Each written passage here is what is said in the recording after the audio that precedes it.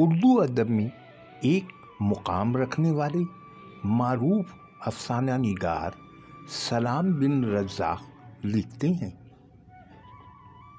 آج زندگی کے ہر شعبے میں رفتار کے ساتھ اختصار پسندی کا رجحان بھی عام ہے۔ فکشن میں پہلے مختصر افسانہ اور اب مینی افسانہ یعنی کہ افسانچہ بھی آج کے عہد کی تیز رفتاری اور اختصار پسندیدگی کی ہی عطا ہے۔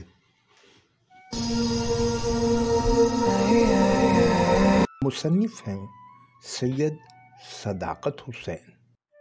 عنوان ہے فلک کا ستارہ۔ اس کے سفید دودیا بالوں میں دائیں جانب سلیقے سے مانگ نکلی ہوئی تھی۔ انہیں سلجھے ہوئے ہاتھوں سے چمیلی کے تیل کی بھینی بھینی خوشبو بھی اٹھ رہی تھی۔ مجھے ان کی ذات کے داخلی احساس، کرب اور خارجی اثرات کا علم اس وقت ہوا جب ان کی رسمی گفتگو نے کروٹ لی اور بات کا رخ کھڑکی سے نظر آتے آسمان کی جانب کرتے ہوئے کہا، دیکھو میاں، رات میں نکلے ستاروں کی جھلمٹ میں ایک اور نئے چھوٹے چمکتے ستارے کا اضافہ ہوا ہے۔ کیا تم نے اس پر کبھی غور کیا ہے؟ میں اس غیر متوقع سوال کے لیے بالکل تیار نہیں تھا۔ اس کے باوجود میں نے کھڑکی سے جھانک کر بغور آسمان کی جانب دیکھا، اسبات میں سر ہلایا، پھر ان کے سوال کے جواب میں ہاں بھی کہا اور ساتھ ہی ان سے یہ بھی پوچھ لیا کہ اس میں کون سی نئی بات ہے۔ وہ اب 70 کا ہندسہ پار کر چکے تھے، زیادہ تر وقت گھر پر کتابیں پڑھنے اور باغبانی کرنے میں گزارتے۔ میرے جواب پر اپنے چہرے پر شکنیں نمودار کر کے بولے، یہ چھوٹا روشن چمکتا ستارہ ٹھیک تمہاری ماں کی وفات کے فوری بعد فلک پر ابھرا ہے۔ رات خاصی بھیگ چکی تھی۔ اسی اثنا میں ہوائیں تیز ہوئیں تو میں نے کھڑکی کے پٹ بند کیے۔ ابا کو سونے کا مشورہ دیتے ہوئے جب ان کے قریب سے گزرا تو الکوہل کی بو محسوس کی۔ میں اداس کیفیت میں سونے کے لیے بستر پر تھا اور نیند اچاٹ تھی۔ چند لمحے تلخ محسوسات نے زندگی سے اس کا رومانس چھین لیا تھا۔ وہ والد صاحب کی کہانی اور فلک نوزائیدہ ستارہ میری بے اعتنائی پر نوحہ کنا تھے۔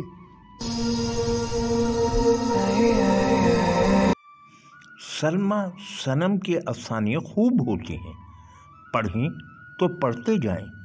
اسی طرح ان کے افسانچے بھی اثردار ہوتے ہیں، سیدھے دل پر اثر کرتے ہیں۔ تو آئیے سنتے ہیں ان کا افسانچہ۔ عنوان ہے بدلہ۔ وہ اپنی تقسیم پر قادر نہ تھی، ایک سے دو ہو نہ سکی، بانجھ کہیں کی۔ دنیا نے طنز کے وہ تیر برسائے کہ اس کا سینہ چھلنی ہو گیا۔ ادھر شوہر کی بے رخی کا نشتر الگ کچھ اس قدر تیز تھا کہ وہ اس کے اندر گہرا اتر گیا اور وہ چپ چپ گمسم اپنی باطنی بے کیفی سے الجھتی ہوئی اپنے سینے کی گہرائیوں میں آرزو کا تابوت سجائے سونی گود کا کرب لی اپنی بے سود زندگی کو معنی و مفہوم سے آشنا کرنے کے دھن میں اپنے آپ سے مسلسل جھوٹ بولتی رہی کہ وہ جی رہی ہے، مگر سچ تو یہ تھا وہ اندر ہی اندر کہیں مر رہی تھی۔ جانے کتنی موسم آئے اور گئے، اللہ کو رحم آ گیا، بنجر زمین میں فصل اگنے کے آثار نظر آئے اور دیکھتے ہی دیکھتے وہ لہلہا اٹھی، سرسبز و شاداب بن گئی۔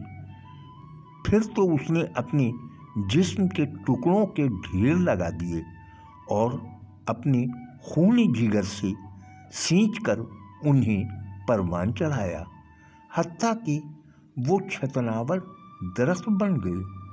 اور اس نے سوچا وہ ان کی گھنی چھاؤں میں اپنی زندگی کی آخری منزل تک بآسانی پہنچ جائے گی، مگر یہ راستہ اتنا سیدھا اور آسان نہ تھا۔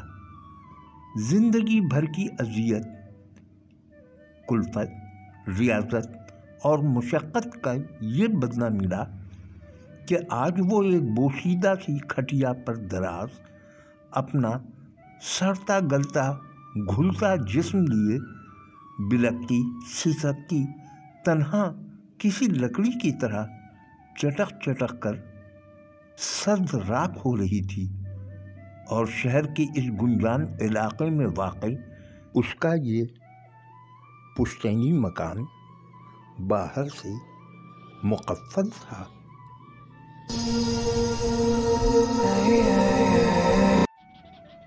اور اب سنتے ہیں محمد علیم اسماعیل کا سانچہ تیسری۔ مجھے دیسی مرد بالکل بھی پسند نہیں ہے، ادھر شادی کرتے ہیں ادھر طلاق دیتے ہیں، دو شادیاں کر لیتے ہیں۔ ہاں، بالکل بھی پسند نہیں ہے۔ آن لائن شادی ویب سائٹ پر اس نے اپنے لیے لڑکا تلاش کر لیا تھا۔ لڑکا سعودی عرب سے تھا، کیونکہ اسے ملکی لڑکے پسند ہی نہیں تھے۔ شادی کر کے وہ سعودی عرب چلی گئی۔ وہاں جا کر اسے معلوم ہوا کہ وہ اپنے شوہر کی تیسری بیوی ہے۔